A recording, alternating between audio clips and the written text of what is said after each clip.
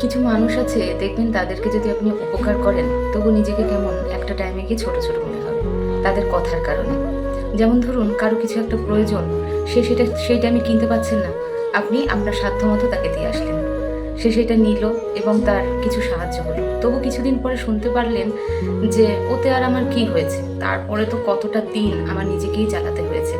তখন আপনার কিন্তু নিজেকে খুব ছোট মনে হবে। কিন্তু যারা এই কথাগুলো বলে তাদের কিন্তু বিবেচনা করে কথা বলা উচিত, কারণ আপনি যতটুকু পেরেছেন তাকে সাহায্য করেছেন, তার কৃতজ্ঞ থাকা উচিত। কিন্তু কিছু মানুষ আছে, কৃতজ্ঞতার বদলে তারা তাদের আসল রূপটা দেখিয়ে দেয়। ওতে আমার কি হয়েছে এটা না বলে কিন্তু এটাও বলা যায় যে আমার তো একদমই চলছিল না, তবুও সে যে আমাকে সাহায্য করেছে, ওই কয়টা দিন আমার খুব ভালোভাবেই চলে গেছে।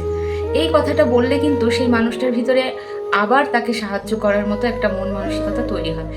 তার মনে হয় যে কষ্ট করে হলেও তার পাশে থাকি, সে আমাকে এতটাই কৃতজ্ঞতা বোধ যার ভিতরে আছে, সেটা দেখলে পরেও মনে হয় যে যতটা পারি তাকে একটু সাহায্য করি। কিন্তু কিছু মানুষ আছে, তাদের ভিতরে কোনো কৃতজ্ঞতা বোধই নেই।